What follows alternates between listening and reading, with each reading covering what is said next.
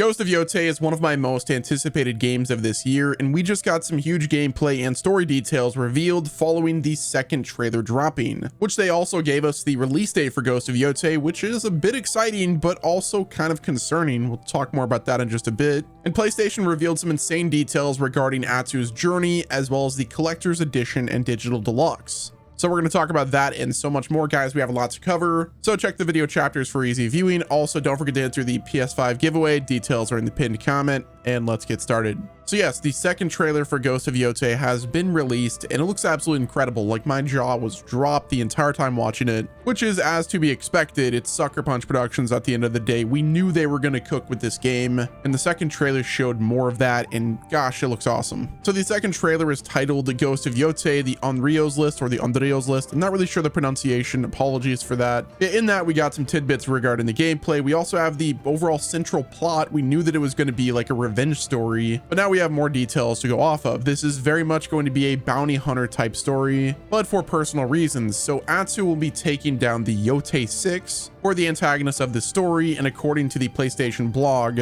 they gave us some pretty interesting details to work off of. So in the blog, they said it's been nearly 5 years since we shipped Ghost of Tsushima, and in that time, we've been hard at work on making Ghost of Yotei something special. While the stories are unrelated, it's important to us to make this a worthy follow-up to Jin's story, and we can't wait for you to experience Atsu's quest for vengeance later this year, which we'll talk more about the release date in just a bit. But then they went on to say that they released a new trailer for Ghost of Yotei titled The Onryo's List, which Onryo in the Japanese culture is a vengeful ghost, which this game is Ghost of Yotei, so it makes sense that this is essentially the ghost's list. Now, with that confirmation that they're using the Onryo's List, I'm guessing that throughout the game, rather than Atsu being known as the ghost, she will be known as the Onryo. Now, they also went on to say that 16 years ago, in the heart of Izo, called Hokkaido in present day, a gang of outlaws known as the Yotei 6 took everything from Atsu. They killed her family and left her for dead, pinned to a burning ginkgo tree outside of her home. But Atsu survived. She learned to fight, she learned to kill, and she learned to hunt. And after years away, she returned to her home with a list of names: the snake, the Oni, the Kitsune, the spider, the dragon, and Lord Saito. One by one, she's hunting them down to avenge her family, armed with the same katana used to pin her to that burning tree all those years ago. But while Atsu's story begins with vengeance, she'll find that there's more to her journey than just revenge. As she explores, Atsu will meet unlikely allies and forge connections that help give her a new sense of purpose. They then said, "We hope the brief looks in today's trailer gives you a taste of what you can expect from Ghost of Yotei. Beyond your first look of the Yotei 6, you'll spot some of the gorgeous scenery of Izu, as well as a handful of Atsu's new weapons, a few of her allies, and even a new gameplay mechanic that will allow you to glimpse Atsu's past and understand everything that was taken from her." Which, from the sounds of it, it looks like they're going to be using the SSD of the PlayStation 5 to their advantage, similarly to how games like Spider-Man allowed you to go from different regions like really quickly. Same with like Ratchet and Clank or Rift Apart, you were able to like teleport to different areas. I'm guessing that same technique will be used with Ghost of Yotei for Atsu to go to her past without a cutscene or anything like that. It will simply be, you walk up to like a place and it has a memory of Atsu's past, and then it immediately teleports you back to the past, which I'm also guessing has a gameplay use as well. Perhaps that there's like investigations that Atsu will have to do, and she recalls those past memories by, you know, experiencing it again, and perhaps like learning more about the scenario or situation that will help her for present day. So think of the flashbacks that we got for Ghost of Tsushima, but rather than a cutscene that loads up the flashback, it'll effectively be instantaneous. Now, the devs went on to say that we've only scratched the surface with this game. In Ghost of Yotei, we've built upon and evolved the way you explore the open world, offering even more freedom and variety than in Ghost of Tsushima. You will choose which leads to follow as you pick which Yotei 6 member you want to hunt down first, which, as I said before, this game will have a lot of investigation. You are a bounty hunter almost, and in order to track somebody down, you will obviously have to investigate their lives, their past, to try to figure out where they currently are. So yeah, that is an interesting gameplay component. I'm excited for it. Atsu's not really going to be the hunted as much in this game. She will be the hunter. As the developer said, Atsu can also track other dangerous targets and claim bounties, or seek out Weapon Sensei to learn new skills. So I think the aspect that I'm the most excited for is the fact that you get to pick which Yotei 6 member you want to hunt down in a non-linear way.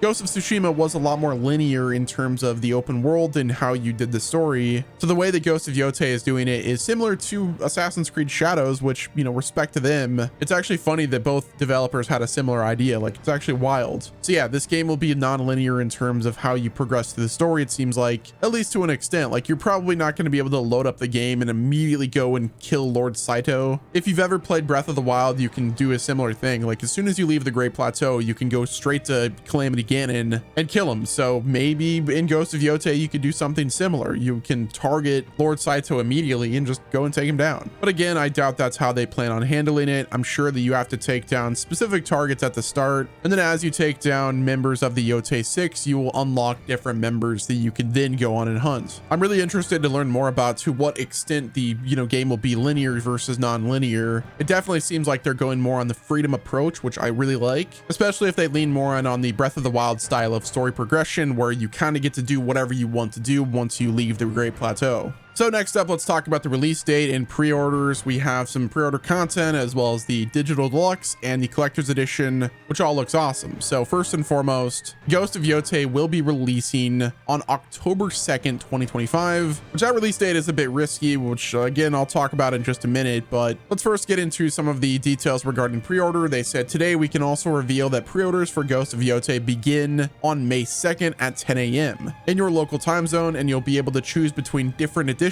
including our amazing collector's edition. They said first, if you pre-order any edition of Ghost of Yotei, you will receive a unique in-game mask, as well as a set of 7 PSN avatars featuring concept art of Atsu and each member of the Yotei 6 at launch. And pre-orders on the PlayStation Store will receive the avatars immediately. They said the standard edition of Ghost of Yotei will be $69.99 and will be available at retail or at PlayStation Store. They continued by saying at the PlayStation Store, you'll also be able to pre-order the Ghost of Yotei Digital Deluxe Edition for $79, and the Digital Deluxe includes a digital copy of Ghost of Yotei plus in-game bonuses, including the Snake's armor set, as well as an alternate die for your starting armor. You'll also receive a unique horse color and unique saddle die, plus in-game charm, gold sword kit, and an early unlock of the Traveler's Map, which allows you to find statues throughout the world to upgrade your skills. Which that right there sounds also pretty Breath of the Wild like, where you have to find statues of Hylia to be able to then upgrade either your stamina bar or your health bar. Perhaps they plan on doing something similar for Ghost of Yotei. They then said, finally, we are thrilled to reveal Ghost of Yotei's Collector's Edition, which will be available for pre-order at PlayStation Direct in parts of the world where it's available and at select retailers in other regions. They said this packed edition includes all of the pre-order bonuses,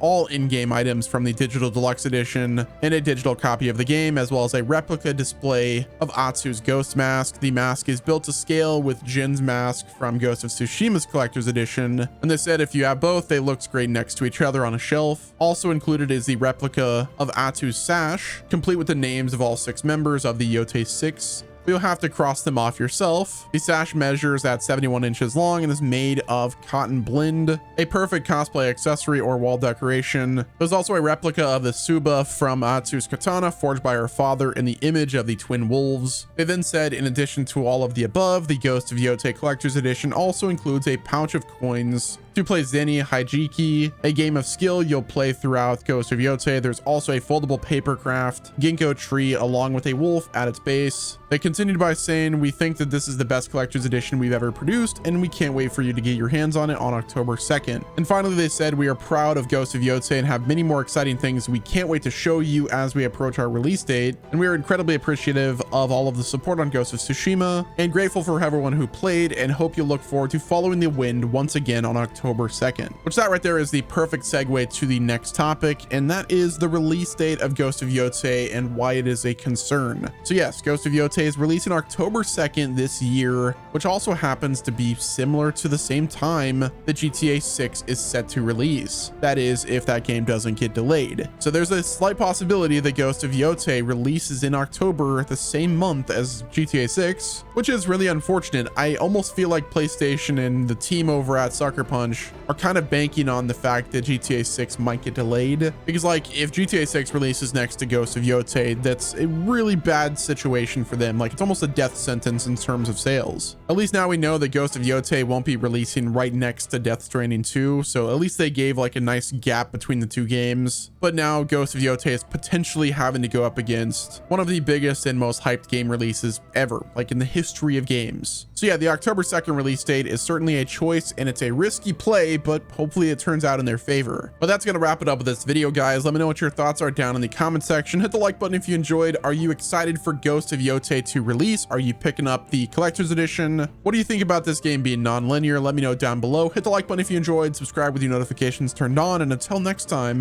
this has been Wes, and I will talk to you guys in the next video.